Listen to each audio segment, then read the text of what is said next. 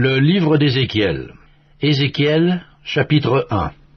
La 30e année, le 5e jour du 4e mois, comme j'étais parmi les captifs du fleuve du Kébar, les cieux s'ouvrirent, et j'eus des visions divines. Le 5e jour du mois, c'était la 5e année de la captivité du roi Joachim, la parole de l'Éternel fut adressée à Ézéchiel, fils de Bouzi, le sacrificateur, dans le pays des Chaldéens, près du fleuve du Kébar. Et c'est là que la main de l'Éternel fut sur lui. Je regardai, et voici, il vint du septentrion un vent impétueux, une grosse nuée, et une gerbe de feu qui répandait de tous côtés une lumière éclatante, au centre de laquelle brillait comme de l'airain poli, sortant du milieu du feu. Au centre encore apparaissaient 4 animaux, dont l'aspect avait une ressemblance humaine. Chacun d'eux avait 4 faces, et chacun avait 4 ailes. Leurs pieds étaient droits, et la plante de leurs pieds était comme celle du pied d'un veau, et ils étincelaient comme de l'airain poli.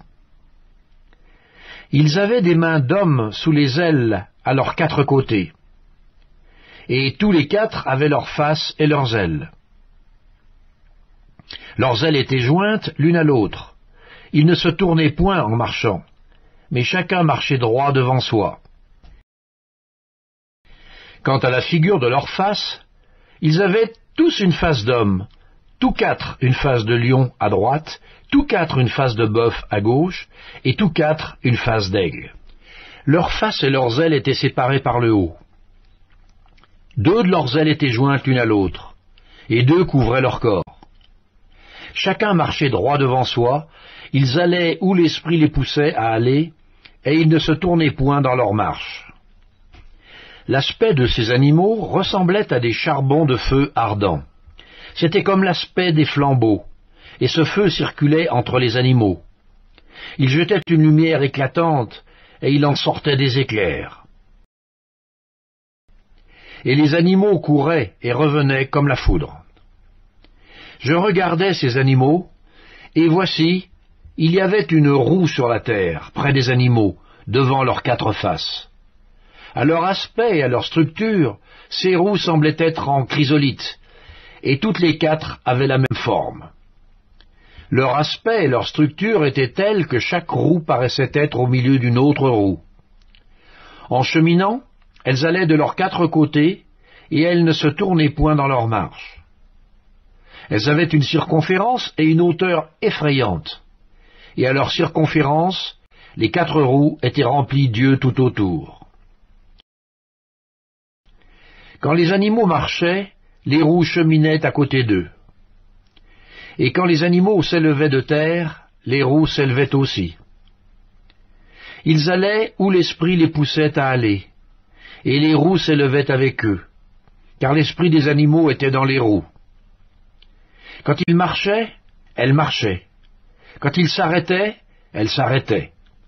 Quand ils s'élevaient de terre, les roues s'élevaient avec eux, car l'esprit des animaux était dans les roues. Au-dessus des têtes des animaux, il y avait comme un ciel de cristal resplendissant qui s'étendait sur leurs têtes dans le haut.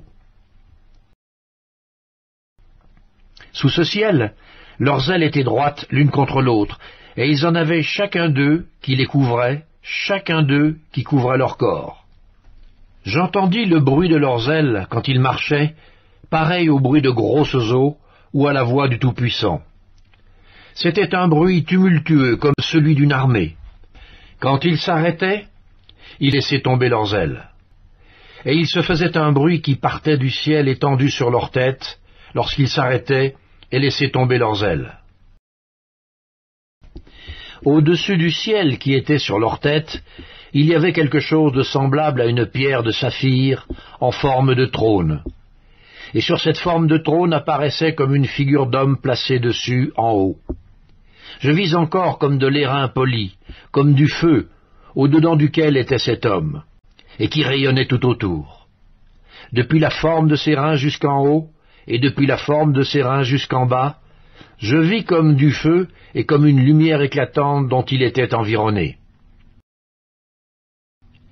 Tel l'aspect de l'arc qui est dans la nue en un jour de pluie, ainsi était l'aspect de cette lumière éclatante qui l'entourait. C'était une image de la gloire de l'Éternel.